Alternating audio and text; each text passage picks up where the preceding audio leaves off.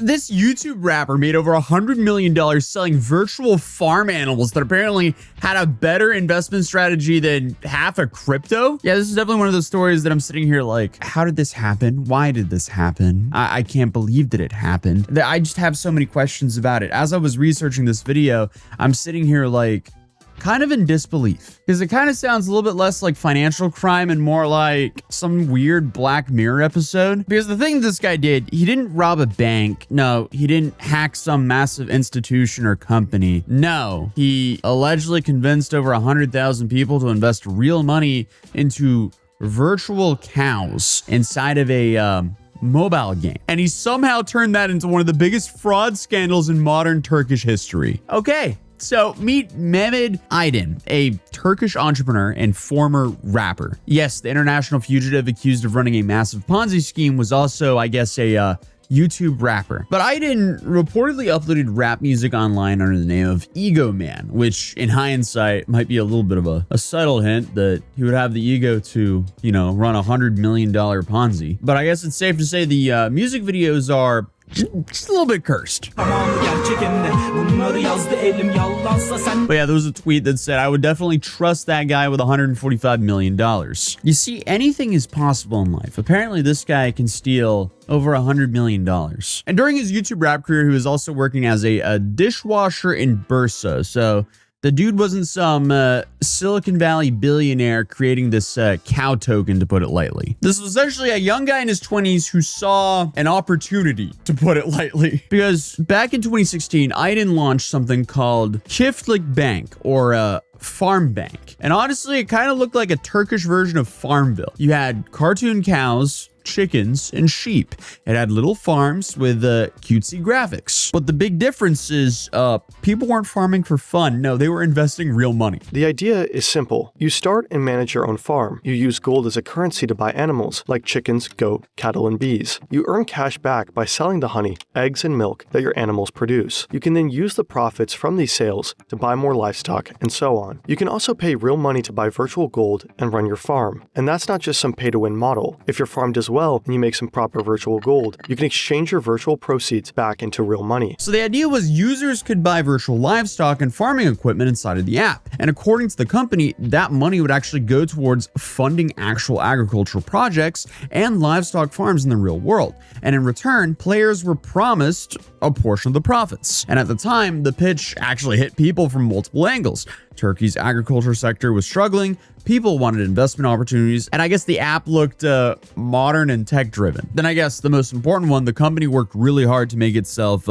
look real. So it wasn't just some random mobile app sitting in the app store with fake reviews. No, FarmBank created physical show farms people could actually visit in person. And they even opened branded stores selling products connected to the company. Honestly, my question is, how did this guy get the startup capital to do this? Because I feel like it would be quite complicated to set all this up on a dishwasher salary. But regardless, because of all these demos, investors could walk around and physically see the animals connected to this business. Essentially, the dude LARPed as a farmer. And the scam, I guess in a way, was kind of genius, at least in the most evil way possible, because once you give someone something physical to look at, it's a lot easier to fool. And especially in, you know, crypto 2016, when you have something physical tied to it and the investors can see it, it feels less like magic internet money and more like a real thing. Except it wasn't, because the numbers behind this thing got insane very fast, because within a year and a half, FarmBank exploded across Turkey. And reports varied about this, but people were saying somewhere between 75,000 and 130,000 people actually invested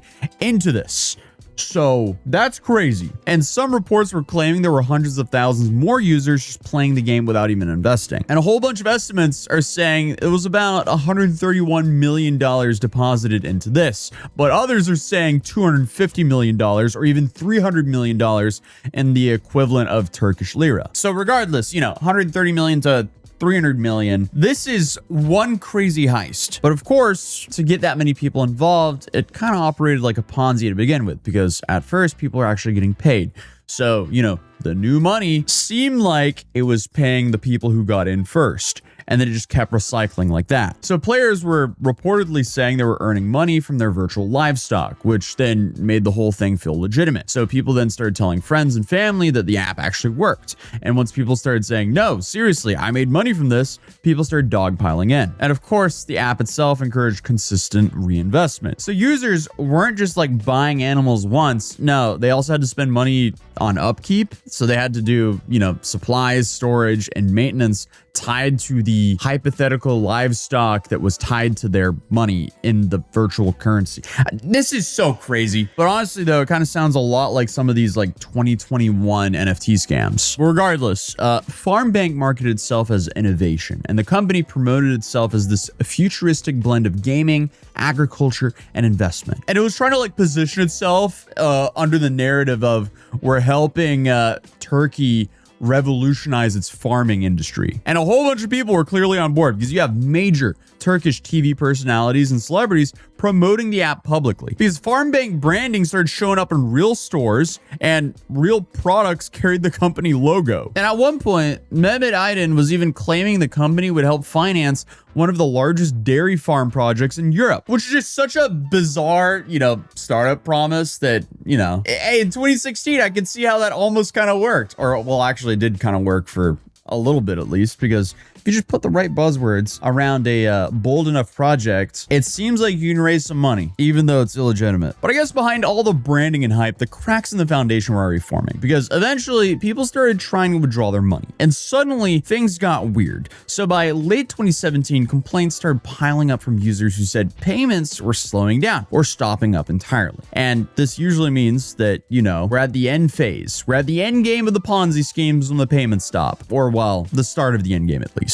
Because the scheme only works as long as new money's flowing in. So if people start saying, we can't get our cash out, that pretty much halts all the new money coming in. And that's when Turkish regulators started paying a lot more attention after growing complaints from users who claimed they weren't receiving profits anymore. So authorities began investigating into this company, and suddenly FarmBank's exciting image, just collapsed overnight. So after FarmBank started to collapse, Mehmet Aydin's response to all this pushback was quite odd, to put it lightly, because instead of calming investors down, reports say he sold all the shares in the company and started backing away from the business right as panic was at its peak. That's kind of like the financial equivalent of you're sitting on a plane, intense turbulence hits, and suddenly you see the pilot leave the cockpit in a parachute, open the door, and jump out. Yeah, it's not a good sign. Well, then in early 2018, FarmBank announced that it would stop accepting new users and suspended profit payments. And authorities eventually seized company assets and launched a criminal investigation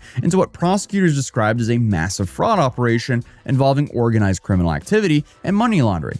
And then Mehmet Aydin disappeared. He was just gone. According to reports, he fled Turkey with enormous amounts of money, while thousands of investors was left essentially empty-handed. And somehow, despite being international wanted, the dude was allegedly spotted in Uruguay driving around in a Ferrari, which is something I will never understand, because imagine you scam people for millions of dollars and you now desperately need to lay low. Why would you ever want to drive a bright, loud car to bring as much attention as possible to you? But obviously, because of this genius move, Interpol got involved, because people suddenly were like, wait a minute, who's that young guy in the Ferrari here in Uruguay? We've never seen him before. So reports claim that victims became so furious that bounty posters were starting to offer hundreds of thousands of dollars for information just about this guy. So that's not good either. So again, why are you driving around a Ferrari then? What he really should have done was the 3 years in Dagestan bit. I guess that meme didn't really exist at that time, but still, he should have just vanished. Bro could have become a real farmer in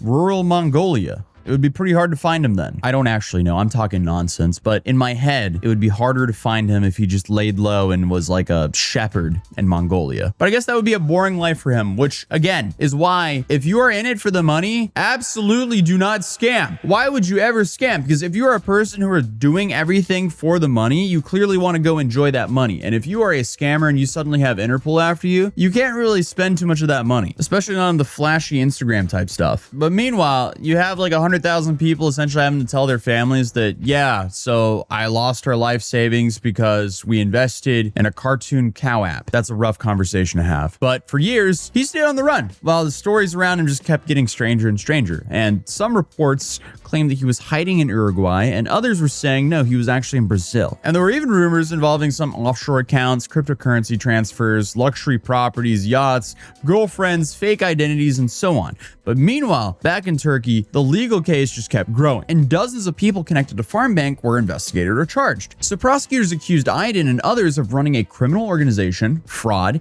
and money laundering. And apparently at one stage, Turkish prosecutors were seeking over 75,000 years in prison for him. So they really wanted him, because that you would think that would be like 74,900 years overkill. But I guess while all this was happening, Aydin was still insisting that he never intended to scam anyone, because in videos and court statements, he repeatedly claimed that he was also a victim and argued that the business had simply collapsed after authorities froze assets and disrupted operations, which I guess is one way to frame disappearing internationally with millions of dollars. But in 2021, after more than 3 years on the run, something unexpected happened. He surrendered. Aydin walked into the Turkish consulate in Sao Paulo, Brazil, turned himself in, and days later, he was extradited back to Turkey, where he was immediately detained and brought before authorities. And the footage of him returning is like slightly surreal, because this wasn't some like mysterious criminal mastermind in a suit. No, this was just some 29-year-old former rapper named Tunçuk. Did I pronounce that right? Tunçuk.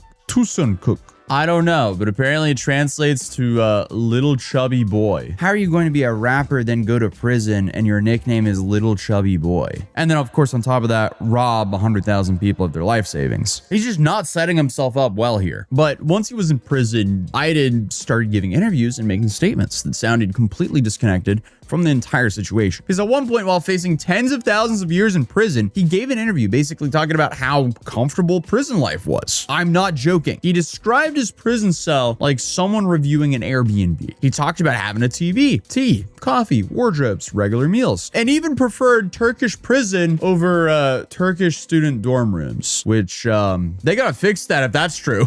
And in quote, he said the prison meals were 1,000 times better. So again, if that's true, they absolutely have to fix that. Like, come on, we can't be incentivizing prison over studying. That can't be good. But imagine being the victim here. You were fooled because you invested in some virtual cows, and now the guy who sold you the virtual cows is now on TV saying, honestly, the prison food's pretty good. That would not be an ideal predicament to be in. But then on top of that, he said if he could go back in time, he would do it all again without any mistakes. So instead of, oh, I regret hurting people, he was like, I should have made sure the scheme could have gone on for longer. I don't know. But then you have one of the more interesting legal defenses I've heard, because authorities charged him for his use of the word bank because he called his company FarmBank, and that wasn't licensed as an actual bank. So Aydin's defense was basically like, well, the word bank can also mean a park bench. I don't know where he's going with that. And no, I'm not making that up. He reportedly argued that maybe he meant a literal bench and people just misunderstood him. Meanwhile, prosecutors kept building the case against him, and the numbers attached to the scandal just became more and more ridiculous, because